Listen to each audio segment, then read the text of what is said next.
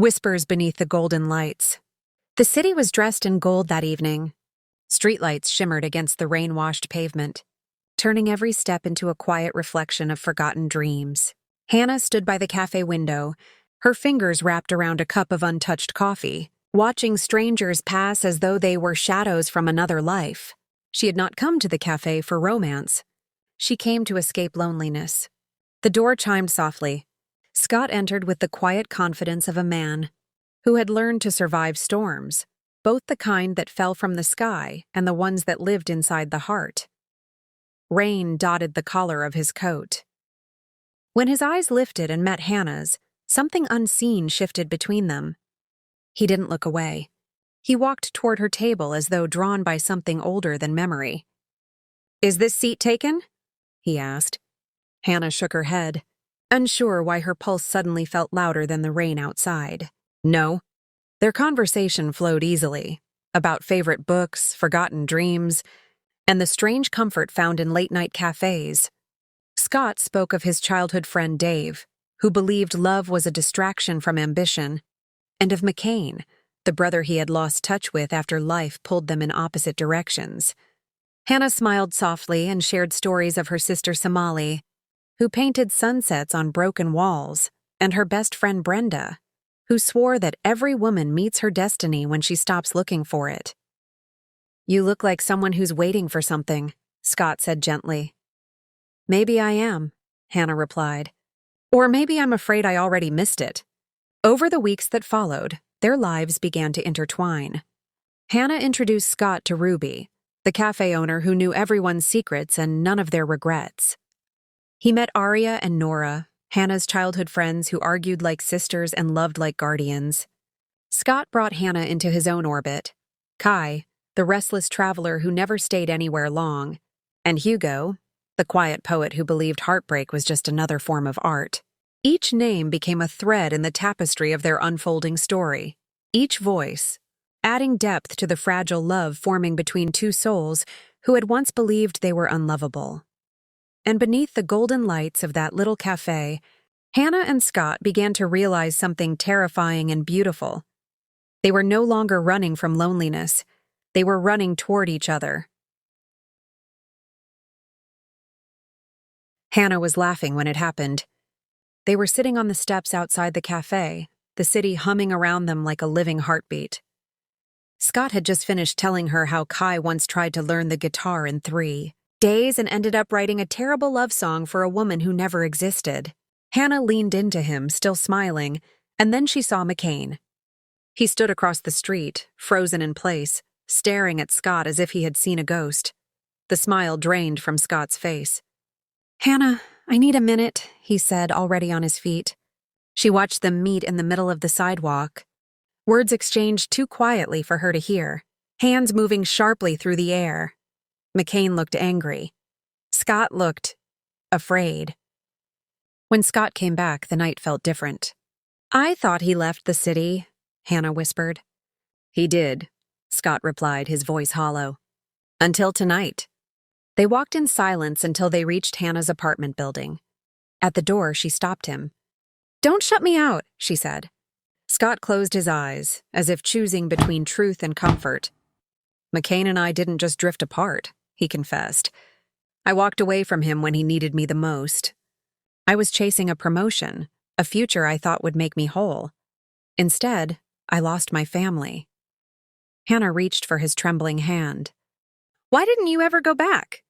"Because I was afraid he'd remind me of who I was before I met you," Scott said. "And I don't want to lose this. I don't want to lose you." Her breath caught. "Then don't," she whispered. But he only shook his head, pain clouding his eyes. "Some stories don't let you turn the page without paying the price." The next morning, Hannah texted Scott. No answer. She called. Voicemail. Panic bloomed in her chest like a storm she couldn't outrun. At the cafe, Ruby wiped her hands on her apron and frowned. "He was here early," she said softly. "Left something for you." Ruby slid a folded note across the counter. "Hannah, I thought loving you would be enough to save me from my past. But the past is standing outside the door, and I don't know how to face it without breaking you. Please forgive me for leaving before I learned how to stay. Scott. The paper shook in her hands. She ran. Out the door. Down the street. Through the rain-soaked city that had once brought them together. Because some loves don't disappear quietly. They wait, aching for someone brave enough to chase them. Hannah didn't remember deciding to run. Her feet simply carried her through streets that blurred into silver streaks of rain and memory. Her phone buzzed again and again, texts from Brenda, missed calls from Nora, but nothing mattered except one name echoing inside her chest. Scott. She reached the old train station just as the departure board flickered to life. Train 214, leaving in 3 minutes. Her breath caught. This couldn't be how their story ended, with a piece of folded paper and a goodbye that didn't even have the courage to be spoken aloud. She spotted him at the far end of the platform, shoulders hunched, a single bag at his feet. "Scott!" she cried. He turned. For one fragile second, the world stood still. He rushed toward her, pulling her into his arms before she could say another word. "I didn't want you to find me like this," he whispered, his voice breaking. "I thought leaving would be easier." "Easier for who?" Hannah sobbed against his chest. "You don't get to decide what I can survive." Scott pulled back, his eyes shining with tears he had hidden from everyone else. "McCain is sick," he said. "He didn't come back to fight me. He came back because he is running out of time, and I am the only family he has left." Hannah felt the ground tilt beneath her. "Then why are you leaving me?" "Because I don't know how to be strong for him and still be the man you deserve." She took his face in her hands. "Love isn't about being perfect," she said softly. "It's about staying when it hurts the most." The station speaker crackled. Final boarding call. Scott glanced at the train, then back at Hannah. "I'm terrified," he admitted. "So am I," she whispered. "But I'm more afraid of a life where I let you walk away." He swallowed hard, eyes flicking between the past that waited behind him and the future standing right in front of him. Then he dropped his bag. The doors of train 214 slid shut behind him as it began to pull away. Hannah laughed through her tears. "You just missed your train." Scott smiled for the first time in days. "No," he said, brushing his thumb across her cheek. "I just found my way back." McCain lived in a small house at the edge of the city, the kind of place people passed every day without ever noticing. A blue door, peeling paint, wind chimes that never seemed to stop whispering. Hannah stood beside Scott on the front steps, her hand in his, both of them breathing in courage. When McCain opened the door, the anger Hannah had seen weeks earlier was gone. What remained was something far more painful, exhaustion. "So," McCain said quietly, "you finally came back." Scott's voice cracked. "I'm here now. I should have been here before, but I'm not leaving again." McCain studied Hannah, then nodded slowly. "You must be the reason." The days that followed were heavy and sacred. Dave visited with jokes too loud for the quiet house. Kai brought flowers he'd picked from the side of the road. Hugo left handwritten poems on the windowsill. Hannah's friends, Ruby, Aria, Nora, Samily, and Brenda, took turns cooking meals, filling the rooms with warmth instead of fear. One night, Scott sat beside McCain's bed while Hannah waited outside. "I hated you," McCain whispered, "because you got to keep living while I stayed broken." Scott bowed his head. "I was afraid your pain would remind me of my own." McCain reached for his hand. "Stay," he said. "Not just tonight. Stay until I don't feel alone anymore." Scott squeezed his fingers. "I promise." Weeks later, Hannah and Scott walked back to the cafe where they had first met. Ruby greeted them with a knowing smile and 2 cups of tea. The rain had stopped. The streetlights glowed the same golden hue, but everything felt different now. "You could have chosen the train," Hannah said softly. Scott looked at her like she was the only person left in the world. "And missed the life we're building?" Lost too much time. Outside, they paused beneath the lights. Scott reached into his coat pocket and pulled out a thin silver chain.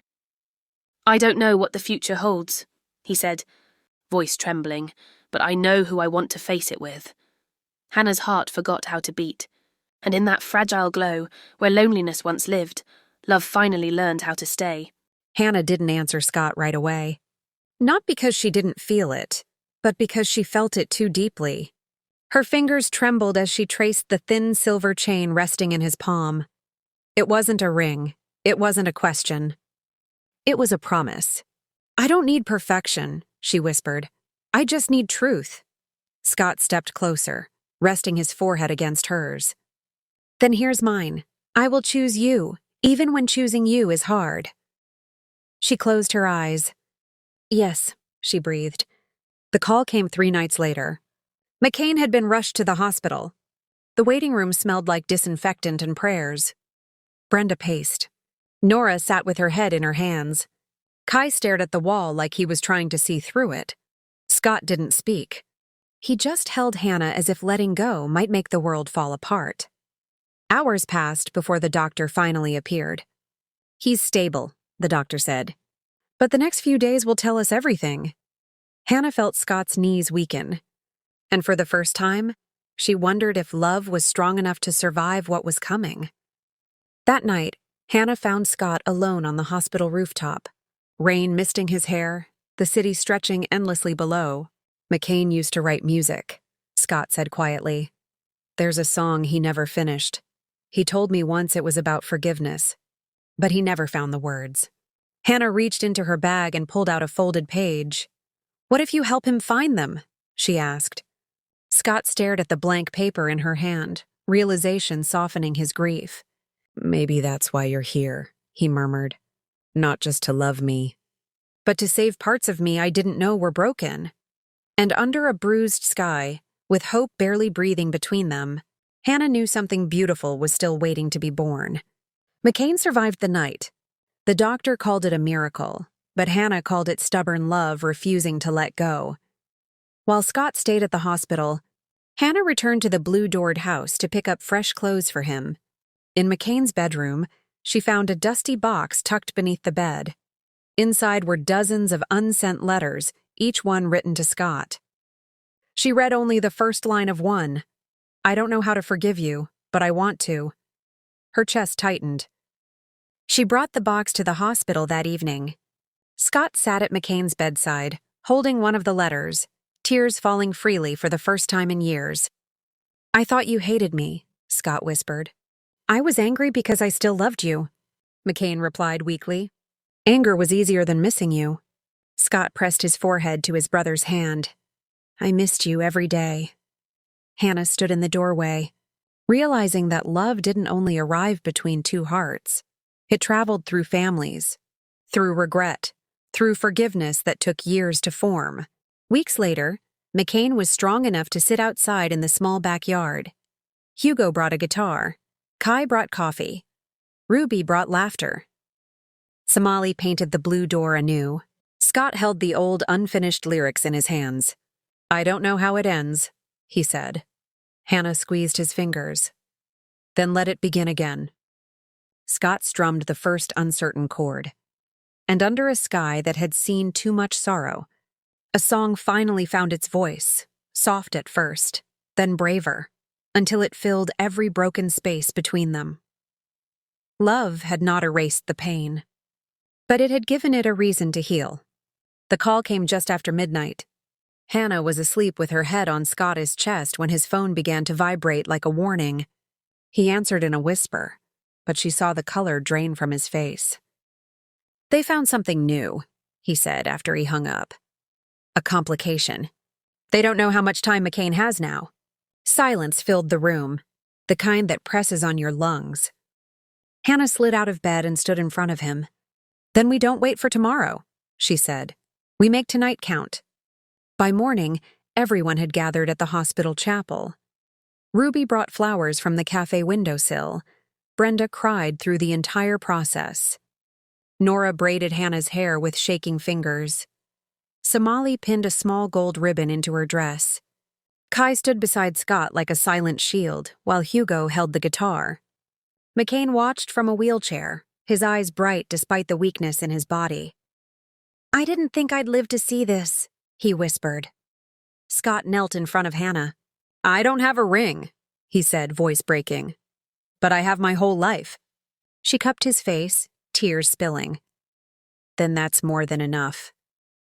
They exchanged vows they invented with trembling voices, promises stitched together by loss, faith, and fierce devotion.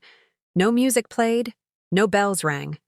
But when Scott kissed Hannah, every broken piece of their past finally found peace. That night, Scott and Hannah sat with McCain, holding his hands between them. "You gave me something to leave behind," McCain whispered. "A reason to believe love doesn't run away forever." His eyes closed gently, like someone resting after a long journey. And in that quiet room, with golden lights glowing softly through the window, Hannah understood. Some love stories don't end. They become forever. The world did not stop when McCain's heart did.